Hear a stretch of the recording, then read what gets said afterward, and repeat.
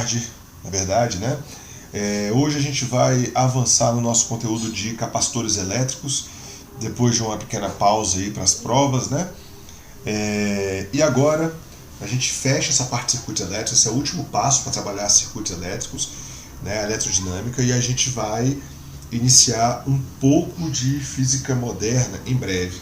Mas antes a gente vai retomar algumas coisas para a gente fechar bem essa parte de circuitos elétricos, tá bom? Bem, vamos lá então. Hoje eu queria falar para vocês sobre a associação de capacitores. Como eu falei para vocês há algumas aulas, quando a gente fala de circuitos elétricos, a gente tem que analisar os vários tipos de instrumentos dentro do circuito elétrico. Então, analisar o funcionamento de um instrumento dentro do circuito é saber, por exemplo, características de como ele pode ser associado. Se é em série, se é em paralelo, qual que é a função dele e assim por diante. E com o capacitor não é diferente. Eu preciso saber características de associação em série e em paralelo para que eu possa analisar o capacitor dentro do circuito. Tá?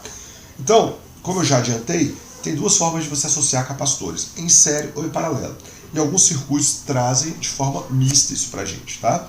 Então, eu dividi basicamente essa aula em 3 momentos, série, paralelo e exemplo, e deixei 2 exercícios para vocês fazerem ao final. Tá? Então eu peço que vocês tentem fazer, porque não tem tanta variedade de exercícios desse modelo no SME. Tá? Bom, associação em série. Vamos lá. Basicamente, o que é a associação em série de capacitores? Por exemplo, vou desenhar aqui para vocês. Hoje eu preferi usar um quadro branco para a gente construir toda a ideia. Tá? Então, basicamente, digamos que eu tenho um ramo de circuito com 3 capacitores em série. São eles o capacitor de capacitância C1, capacitância C2 e capacitância C3. Quando você liga esse ramo a uma determinada diferença de potencial, um gerador, ele vai alimentar ou eletrizar uma das placas de alguns lados desse gerador e, consequentemente, por indução, você vai ter eletrização de todas as outras. Então, no início, enquanto os capacitores vão sendo carregados, vai existir uma indução elétrica aí, fazendo com que as cargas se movimentem placa a placa. Com isso, se o acúmulo de carga é por indução, eu posso falar que a carga Q1 ela vai ser igual à carga Q2, que vai ser igual à carga Q3, ou seja, que é a mesma carga total. Tá? A carga, se cada um tem a mesma carga, se você estiver falando do circuito como um todo, a carga é única, porque ela possui um valor e ele é replicado para os outros. Tá? Agora, a DDP ela vai ser distribuída, porque lembre-se, a carga do capacitor é calculada como sendo capacitância vezes a diferença de potencial de cada um. Se a carga é a mesma e a capacitância pode variar, a DDP pode variar. Então, a DDP total do gerador que você adicionou ali ao ramo, ela vai ser distribuída para cada um. Então, cada capacitor vai estar submetido a uma parte da DDP. Pode ser igual? Pode, mas não necessariamente. Tá? Bom, a capacitância, agora eu vou usar essa relação aqui para a gente analisar a associação. A DDP total, eu posso escrever ela dessa seguinte maneira. A DDP total, ela é a carga total dividido pela capacitância. Se estou falando do total, é a capacitância equivalente. Certo? Só lembrando que as cargas são iguais, então é um valor constante, Q. Sendo assim, eu posso escrever aqui, Q sobre capacitância equivalente é igual a Q sobre C1, que é a DDP1, a DDP2 é Q sobre C2 e a DDP3 é Q sobre C3. Olha que beleza. Como os Q são iguais, eu posso cancelar. Consequentemente, eu vou descobrir que para eu associar capacitores em série, repare bem que é o diferente de resistores. Em série, eu faço a soma dos inversos das capacitâncias, certo? Ou seja, não confundam. A associação de resistores em paralelo, você soma os inversos. A associação de capacitores em série, você soma os inversos. E eu tentei mostrar da onde vem essa relação para que vocês não confundam com resistores, certo?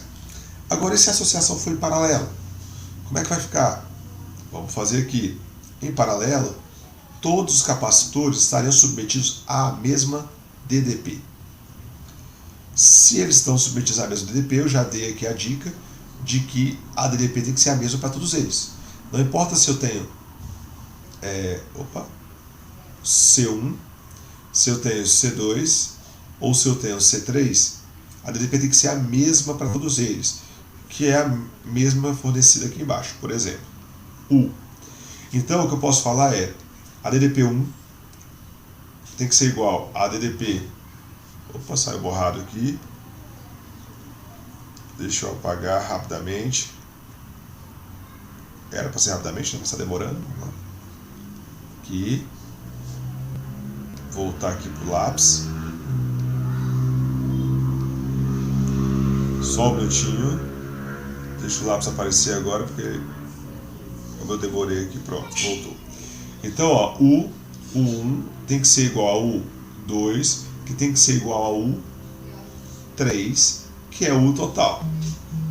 Agora, e qual é a carga acumulada por esses capacitores?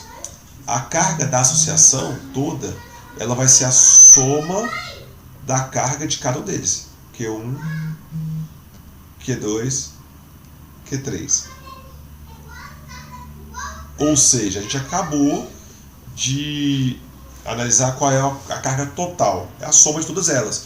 Porque cada um vai acumular uma carga não necessariamente é igual, porque a sua DDP vai ser igual. Tá? Lembrando que Q é igual a C vezes U. Certo? Então, teremos o seguinte. No lugar do Q total, eu posso botar a capacitância equivalente com a DDP total, que é igual a C1 vezes U. Opa, está dando uma leve diferença aqui, gente. Peço a paciência aqui, porque quando a fala e a escrita dão essa diferença, acaba ficando um rabisco. Bom, C1 vezes U mais C2 vezes U mais C3 vezes U. Essa relação toda, ela representa a carga total. Como a DDP ela é a mesma, eu posso cancelar. E aí, de maneira contrária à associação de resistores, isso pode gerar muita dúvida para alguns, tá? A capacitância equivalente, ela é a soma das capacitâncias quando você está falando de associação em paralelo de receptores ou de capacitores. Então, por favor, não confundam. Por isso eu fiz questão de mostrar da onde vêm essas relações. Tá? A associação em paralelo de capacitores, você soma as capacitâncias. Que isso fique bem claro para não errar. Certo? Sendo assim, vamos para o primeiro exemplo. No circuito a seguir, os três capacitores têm a mesma capacitância. C1, C2 e C3 igual a 1 microfarad, 10 a menos 6. Qual a diferença de potencial dos terminais do capacitor 1 em volts? Pois bem, agora, vou até mudar de cor aqui para dar mais destaque. E aí, vocês prestem atenção aí, hein, gente? Cadê? Pronto. Cadê o meu lápis colorido aqui? Verde. Bom, eu tenho aqui o C2 e o C3 associados em paralelo. E o C1 em série. Então, C2 e C3 em paralelo, eu somo as capacitâncias. Então, a capacitância equivalente de 2 e 3 juntos é igual a 2 microfarad. Certo? E aí, esse 2 está associado com 1 microfarad aqui em cima. Bom, o que eu poderia fazer? Eu poderia achar a capacitância equivalente total. Se eu achasse a capacitância equivalente, que é o C equivalente dos 3, já que eu tenho a DDPU, dá para descobrir a carga? Dá. Se eu descobrir a carga, eu posso usar a carga só para o capacitor 1? Posso, porque o capacitor 1 vai ter a mesma carga total, o Q ele é o mesmo para cada um e ele é o mesmo para equivalente, tá? O Q nunca muda em série. Se eu descobrir a carga total em série, vai ser a mesma carga do 1.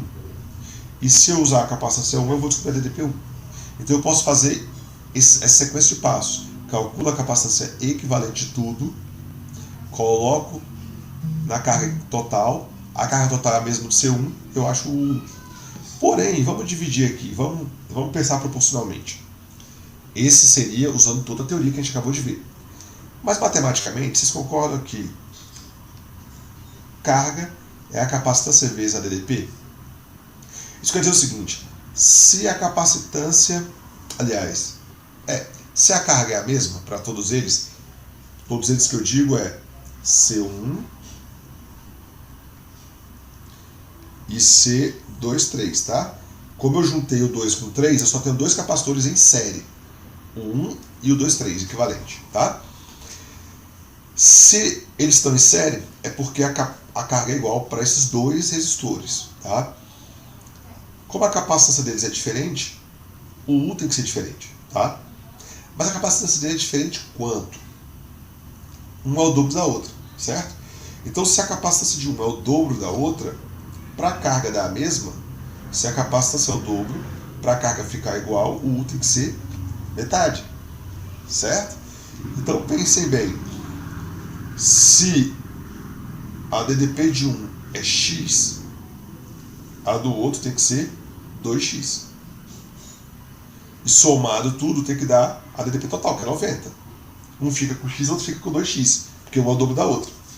Isso quer dizer que 3x é igual a 90. Isso quer dizer que o x é igual a 30. Isso quer dizer que 30 volts. Quem tem a maior capacitância tem que ter a menor DDP.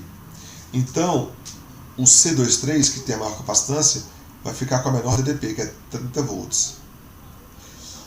E o C1 fica com o dobro da DDP, que é 60 volts. Por que com o dobro? Porque como o C1 tem a menor capacitância, ele tem que ter a maior DDP entre as duas.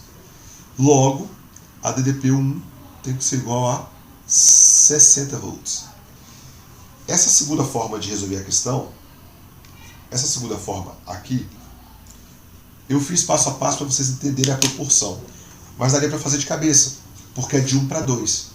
Então essa segunda forma de resolver se torna mais simples do que fazer todos os passos da primeira, calcular equivalente, fazer a soma dos inversos, aplicar a fórmula da carga duas vezes.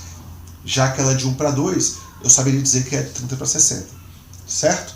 Mas são duas formas de resolver. Claro que na hora da prova você vai fazer o que te der mais segurança no vestibular, por exemplo, e mais rapidez também, tá bom?